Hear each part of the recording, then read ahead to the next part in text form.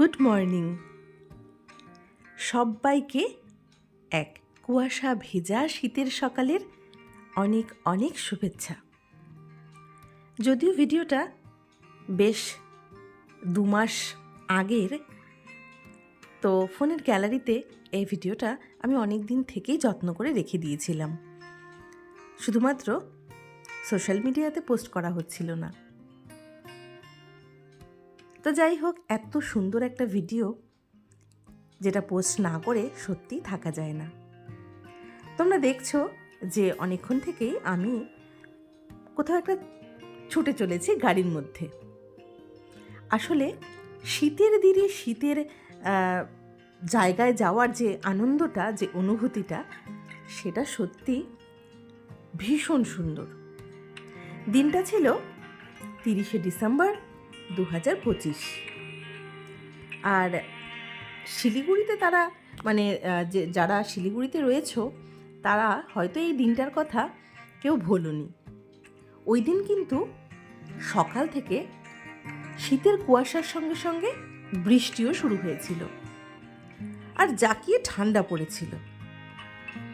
আর তার মধ্যেই আমরা কিন্তু বেরিয়ে পড়েছি আরও একটা ঠান্ডার জায়গায় যাওয়ার জন্য।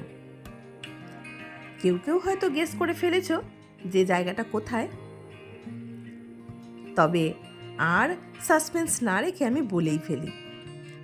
আসলে হঠাৎ করে আমাদের 2 দিনের মধ্যে প্ল্যান হয়েছিল যে আমরা শিটং বেড়াতে যাব। আর শিটং মানেই কমলা লেবুর বাগান, এটা তো তোমরা জানোই। তো গত 2 বছর থেকেই আমরা এই প্ল্যানটা করে আসছিলাম যে কমলা লেবুর বাগানে কমলা লেবু দেখতে যাব, আর সেই সঙ্গে সেটার স্বাদও নেব। তো এবছর আর আমরা অপেক্ষা করিনি, ঠান্ডার মধ্যেই একেবারে শীতের পোশাক গায়ে চাপিয়ে বেরিয়ে পড়েছি।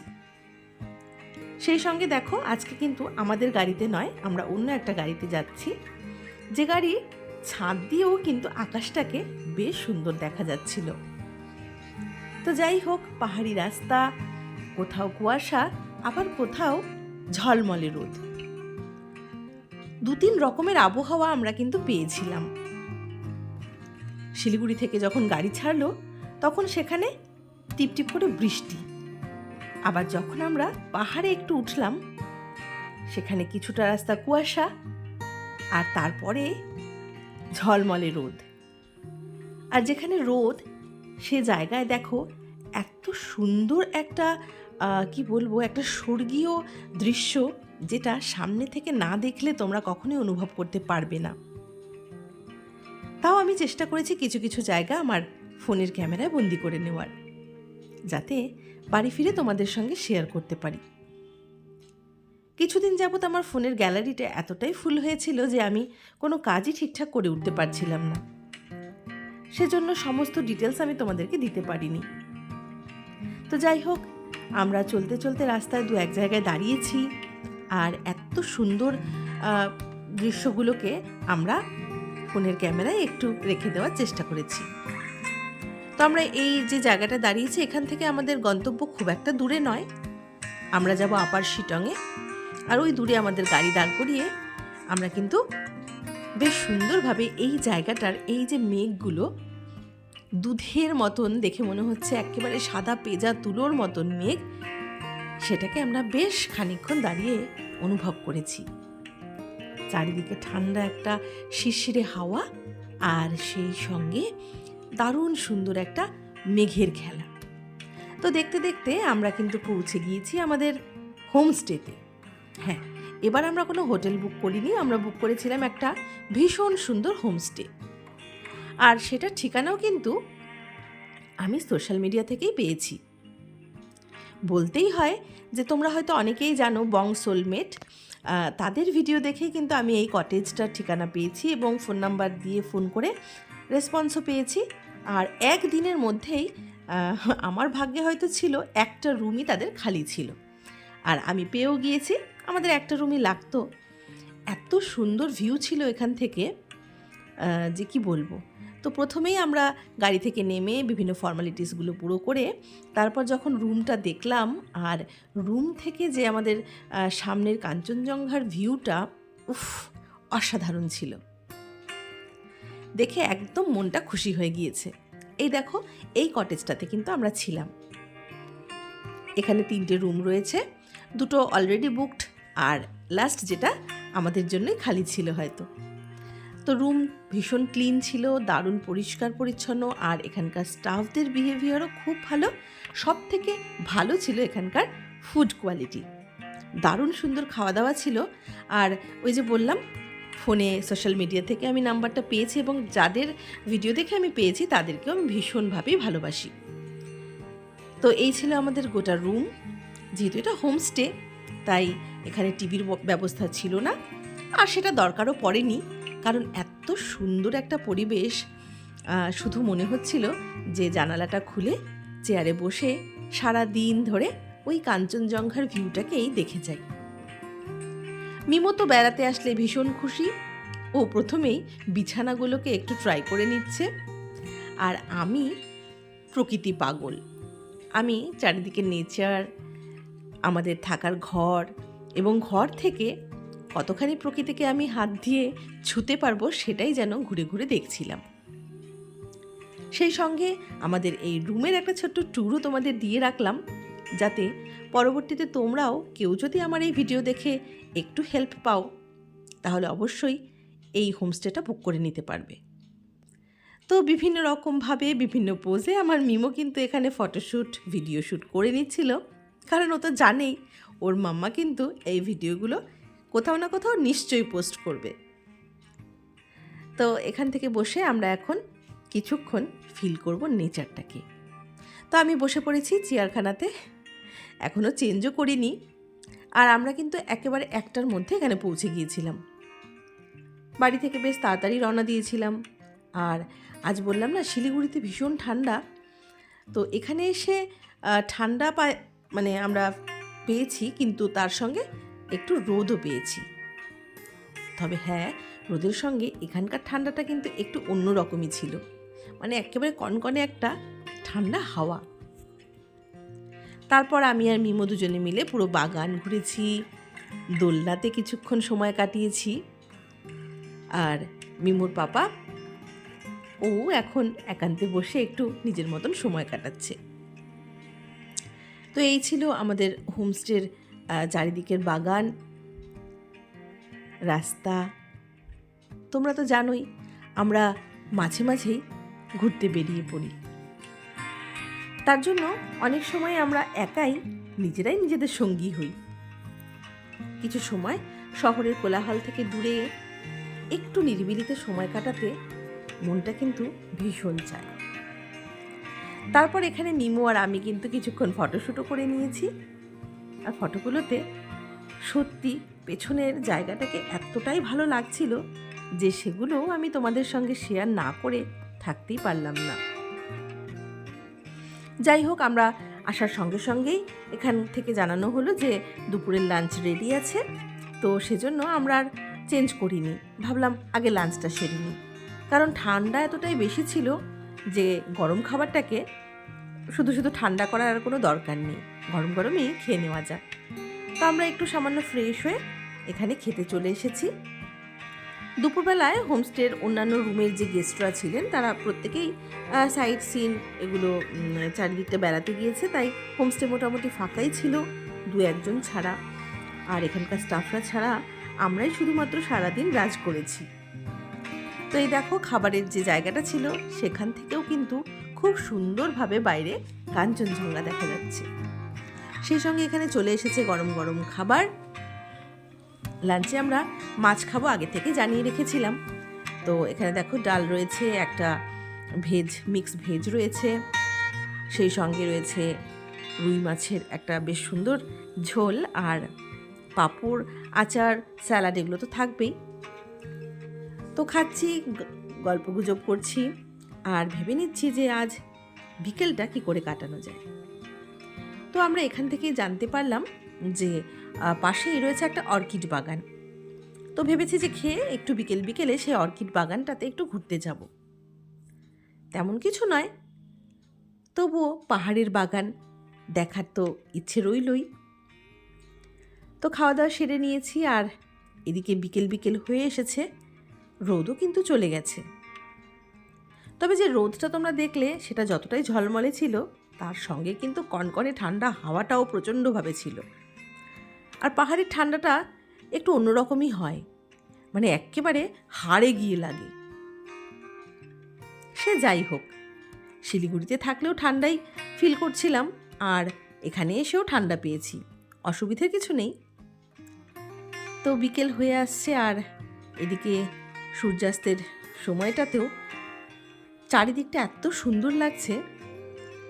এই দেখো, বিকেলের পড়ন্ত রোদে আমরা এখন কিছুক্ষণ সময় এই বাগানে কাটাবো। তারপর ভেবেছি এখান থেকে আমরা যাব সেই অর্কিড বাগানের দিকে। যদিও আরও 2-1টা ফ্যামিলি আমাদের সাথে এলে বেশি মজা হয়, তবে ওই যে বললাম আমাদের হঠাৎ করে ঘুরতে যাওয়ার প্ল্যান, আর সেজন্য অনেক সময় অনেককে আমরা নিয়ে আসতে পারি না। তো খেয়ে হাঁটতে হাঁটতে আমরা চলে এসেছি।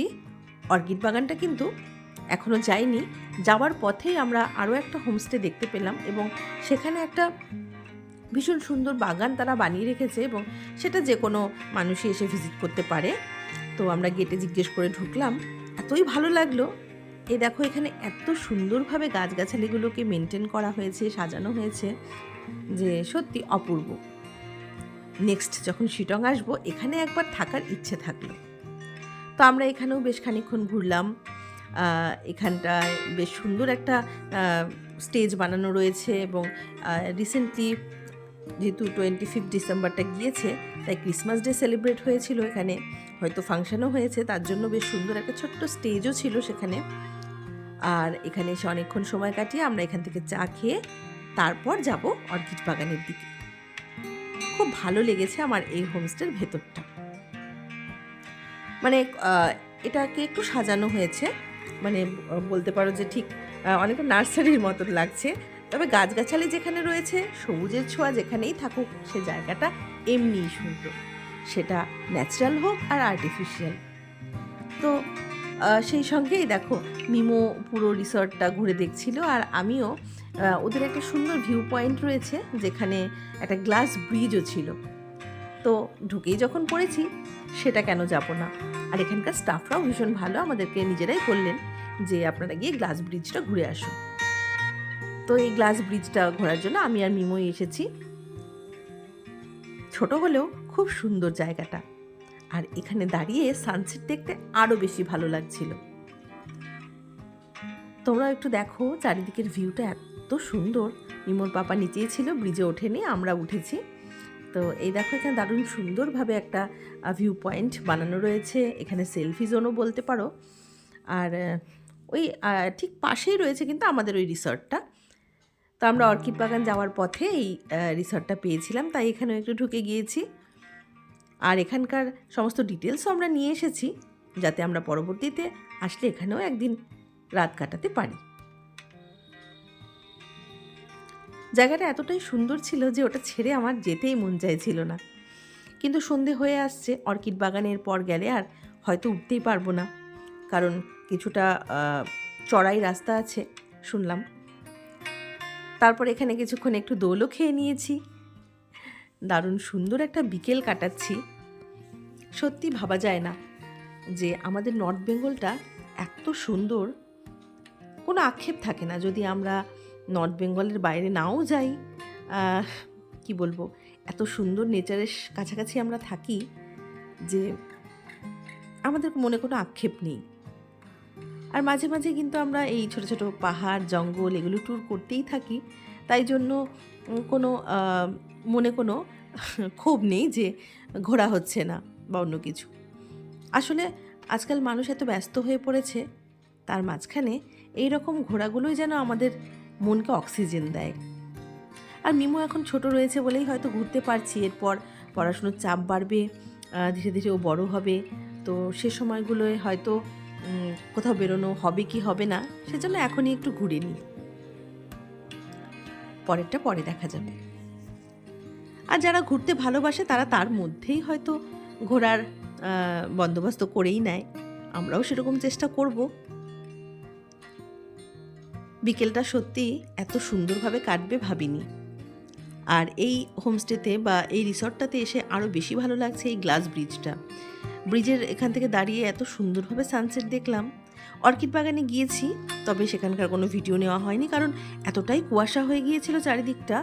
তারপর আমরা সন্ধে নামার আগেই আমাদের রিসর্টে ফিরে এলাম। তো সন্ধেবেলাকার ভিউটাও কিন্তু খুব সুন্দর। এই দেখো, গেট থেকে আমি ঢুকছি, এখানে সামনে একটা এত সুন্দর অর্কিড গাছ রয়েছে, ভীষণ বড়, আর লাইট দিয়ে পুরোটা সাজানো। সেই সঙ্গে দেখো ওপরের কটেজগুলো যখন আলোয় ঝলমল করছে, তখন যেন জায়গাটাকে আরও অন্যরকম মোহময় লাগছে। তো আজ সন্ধেবেলায় ঠিক করেছি আমরা এখানে একটু বনফায়ার করব, এখানে আমরা সারাটা সন্ধে কাটাবো নিজেদের মতন করে। মানে বলতে পারো একটা রোম্যান্টিক ডেট, যেখানে শুধু আমি, আমার প্রিয় মানুষেরা, আর সঙ্গে তোমাদেরকে তো অবশ্যই থাকতে হবে। যদিও আমার এই ভিডিওটা পোস্ট করতে একটু দেরি হলো, তবে আশা করি এই ভিডিওটা দেখে তোমাদের প্রত্যেকেরই খুব ভালো লাগবে। এতটাই ঠান্ডা ছিল যে এখানে আগুন না জ্বাললে কিন্তু বসাই যাবে না। দেখে হয়তো বোঝা যাচ্ছে না, তবে ভীষণ ঠান্ডা ছিল, মানে হাড় কাঁপানো ঠান্ডা যাকে বলে। তো আমরা সন্ধেবেলা এখান থেকেই মানে রিসর্ট থেকে কিছু স্ন্যাক্স অর্ডার করে নিয়েছিলাম, সেই সঙ্গে নিজেরাও কিছু খাবার কিনে নিয়ে এসে বসেছি, যাতে গল্পগুজব করতে করতে খাবার খেতে খেতে সময়টা ভালোভাবে কেটে যায়। রাতে ডিনারের কথা আমরা বলে দিয়েছি। এখানে ডিনার আর স্টে মিলেই কিন্তু বিলটা পেমেন্ট করতে হয়, তো সেজন্য ওরা অপশানগুলো জিজ্ঞেস করে নেয়। রাতের খাবারটাও ভীষণ সুন্দর ছিল, একদম লাল লাল ঝাল ঝাল করে চিকেন কষা, কাশ্মীরি আলুর দম, রুটিও ছিল, মানে পরোটা আমরা অর্ডার করে নিয়েছিলাম।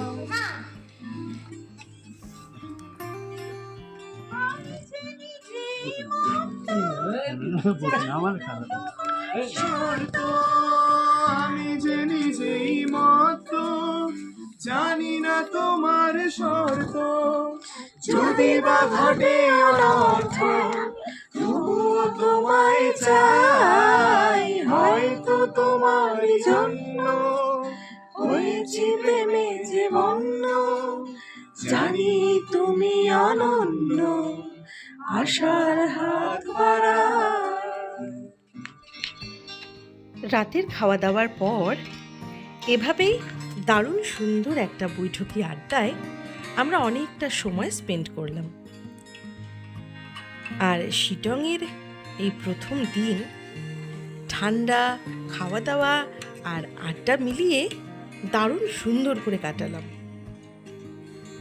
ইচ্ছে আছে আগামীকাল সকাল সকাল আমরা অরেঞ্জ গার্ডেন দেখতে যাব, আর ওই সারাদিন ঘোরাফেরা করে অনেক স্মৃতি আবার স্মৃতির পাতায় জোড়া দিয়ে ফিরে যাব আমাদের শহর শিলিগুড়িতে। তো আজ শিলংয়ের এই ঠান্ডা ঠান্ডা ওয়েদারে আগুনের পাশে বসে এত সুন্দর একটা বিকেল, এত সুন্দর একটা সন্ধে কাটালাম যে সত্যি এটা বলার কোনো ভাষা নেই। আর এগুলোই সারা জীবন ধীরে ধীরে কিন্তু আমরা স্মৃতি রোমন্থনের মাধ্যমে মনে করে যাব। তো আজকের আমাদের এই ব্লগটা তোমাদের কেমন লাগলো কমেন্ট করে জানিও। আর নেক্সট পার্টটা কিন্তু অবশ্যই খুব শিগগিরই আসছে। তো ততক্ষণ সকলে ভালো থেকো, সুস্থ থেকো।